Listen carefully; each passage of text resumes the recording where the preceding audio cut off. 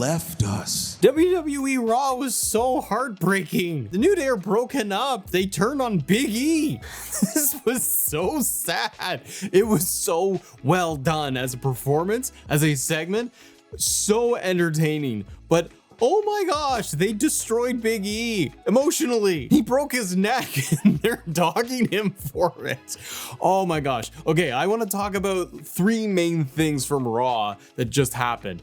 First off, this segment, the New Day segment, the 10-year celebration. You had Woods, you had Kingston in the ring. The tension is all there. They're not sure how this is really going to play out. You have Big E join them. It was wonderful to see E, but this whole thing, I don't know how long the segment was. It felt like 10 minutes, but I just couldn't turn away. And it was just hard to watch. And they pivoted so well from being frustrated with each other into turning their hatred and everything towards poor E. He didn't do anything wrong, but they felt like he never supported them. When things were down and all that, he didn't come back any sooner. What I love about this turn, if you will, is the kind of natural frustration. Like, you can kind of understand in a way, not that I agree, you can understand in a way how Kofi Kingston and Woods, their characters, are feeling that, okay, E broke his neck and they're so angry about everything and how nothing has gone their way as a tag team and as a unit. And E never showed up after, like, he was kind of rehabbing all that, and now he's coming back. Like, you can, in a way, you can get where they're coming from, but they didn't have to do it this way. It was so mean. But anyways, I thought this was like segment of the year, one of them for me. This was so well done. And I think it worked so well because of the months of lead up with the frustration of Woods losing all the time, and then finally getting snippy and losing his cool with Kofi Kingston, and the two of them clashing last week ahead of this whole anniversary show. They built it and built it and built it as one of my favorite storylines on Raw for the last while anyways. Performance from all three guys was amazing. I'm just so curious where they're going to go with this whole thing. Clearly E is just going to be gone now. Like, they're not going to let him back on TV. He wanted to manage them. The poor guy. But now you have Kofi and Woods back together on the same page, but united as this evil duo of their hatred and their frustration and bitterness towards Big E. They're on the same page now. They're like so angry at E, it trumps how they are angry at each other that they're now together. Like, they're on the same page again. Now, question to you guys.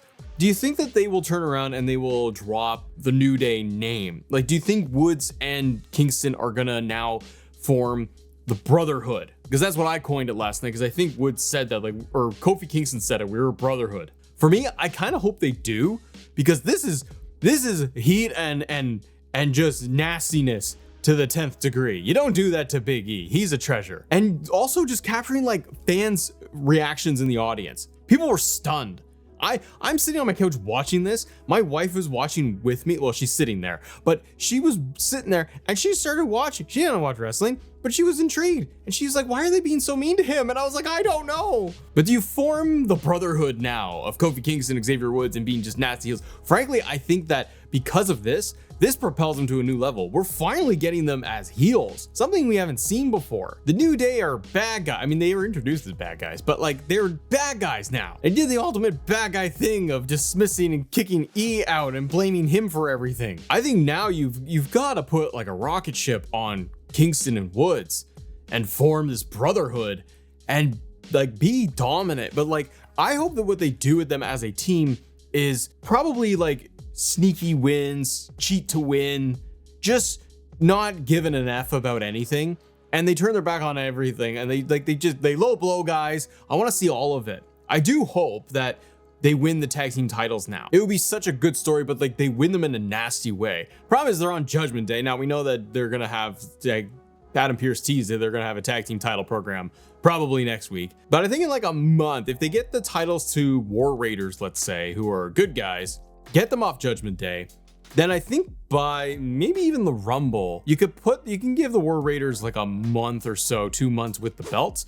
Maybe on Raw Netflix debut episode, put the tag team titles on the New Day and build them up for the next 2 months or so of just being evil people. This was heartbreaking. The internet went wild. Like, no one was happy about it. Poor E. Performance though, all of it all together, this had me glued to my seat, engaged, watching, and I just love how it progressed as a segment. How they eventually turned on E. They pushed him away. Kofi Kingston pushed him away. It was so sad. Okay, the other big thing, there's two other things that happened on Raw that that are noteworthy anyways, to me anyways, was going to be the opening segment. So we found out we were going to get 30 minutes of commercial-free Raw. CM Punk kicked off the show, and you finally had CM Punk and Seth Rollins getting face-to-face. Now, what's interesting about this segment is Punk talking about how, well, he was pointing to the invisible WrestleMania sign off in the distance. He's like, you can't see it, but it's over there. He has kind of, in his way, he's punched his ticket to WrestleMania. Came off the heels of War Games, and Punk is talking about how, well, he mentions the favor of Paul Heyman. Really does feel like it is going to be related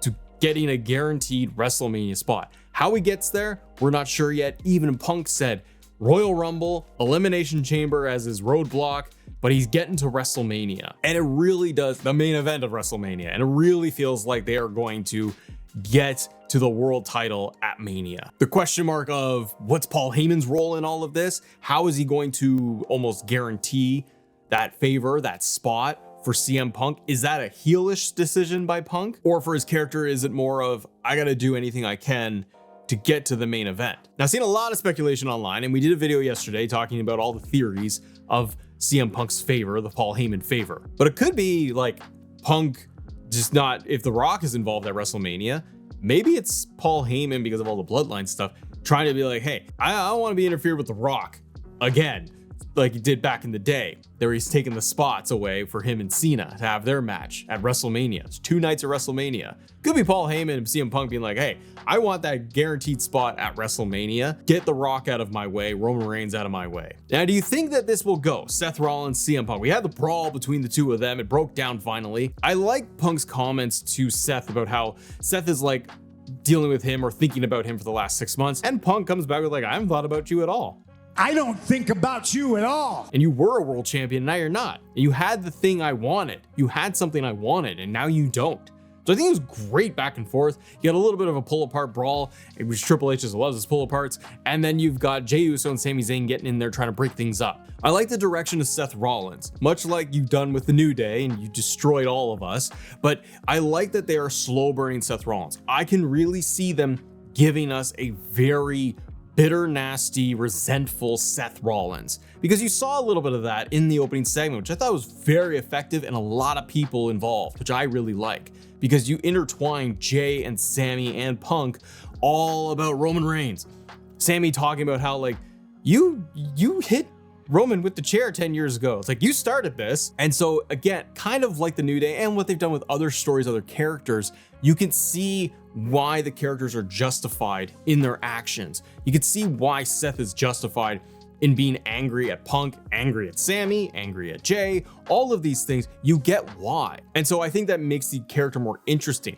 Right now though, after we had Survivor Series and like the cinema segments of Roman and Punk, personally, I really would like to see Roman versus CM Punk, maybe for the title or just having the match. But it feels like for Punk's character, he wants the world title. Can they get Seth and Punk to WrestleMania? Probably.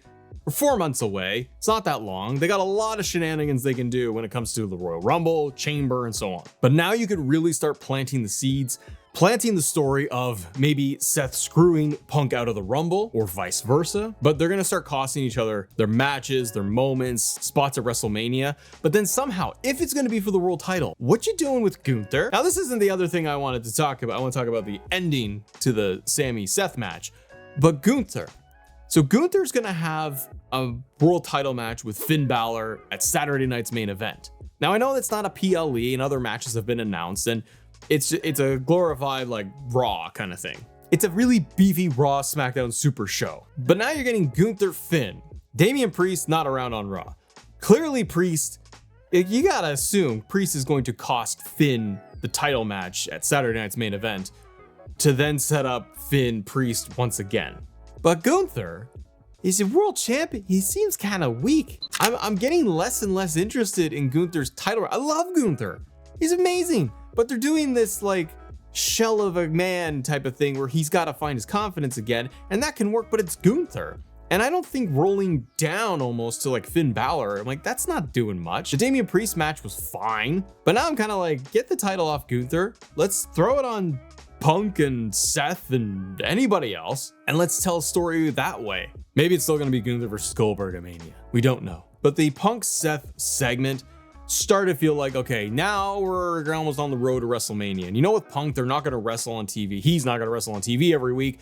We're going to see him make the appearances, get the brawls. I like the seeds of doubt they placed throughout the show, though, of like who attacked Jey Uso. Jey was knocked down, so it was all assumed, hey, it's Seth Rollins. Seth attacked him. And I did like in that main event match between Sami and Seth that they played it up, that they talked about how in the match itself, Sami questioned him, like, you did this to Jey, and he's like, and Seth's like, no, I didn't. So then we found out at the very end, which is the big third point, big thing that happened here, Drew McIntyre returned and hit a Claymore on Sami Zayn at the very end, which you could probably put the pieces together that Drew McIntyre was the one who attacked Jey Uso. Drew coming back on this episode of Raw, didn't see that coming. Wonderful surprise. All of Raw was like just bang, bang, bang. But I thought this was super effective. Now more question marks, and this is the thing that I feel Raw is doing well, is the number of players at the very top of the title scene. Like, look at the landscape of just that main event segment and all the pieces that are involved. Seth, Punk, Sami, Jey with the Bloodline storyline. Now Drew McIntyre added back in there. Where does Drew fit in all of this? He did a segment on digital after social media of just like, you think you forgot about me. Drew is bitter, he lost to Punk. So is Drew gonna get back into the whole scene with Seth and Punk? Is he going to now direct his focus and attention to Sami and Jey Uso? What is Drew's motivation now? What is he going to do next is the big question. Is he gonna go and roll back? I mean, I don't think he's gonna have that story with Punk, but he's got all the reasons in the world to go after Punk, go after Seth. Maybe he's just going to play the bitter card of just like he got screwed over so many times by CM Punk. He's had enough. And now he sees guys like Sami and Jey getting involved in the Bloodline again, who Drew McIntyre has so much history with the Bloodline as well, that maybe he's just mad at them for doing all the things they did. And then what's Drew's like Royal Rumble? What's his Mania match? What's the feud? Because it really feels like you are going to get Seth versus Punk one-on-one, maybe for the world title. Do you make it a triple threat? Do you have a three-way before that? Do you do Punk, Seth, and Drew at the Royal Rumble and do that as the match? Kind of feels like it's going to be Punk getting into the Royal Rumble itself, but man, they've got so many different interesting pieces within all of this. But I still do wonder what the favor is for CM Punk with Paul Heyman and how that's going to play into the road to WrestleMania. But if you guys want to talk about that, we have this video right here because it's talking about that whole history of Punk and Heyman and where it could all be leading to. Have a great day. See ya.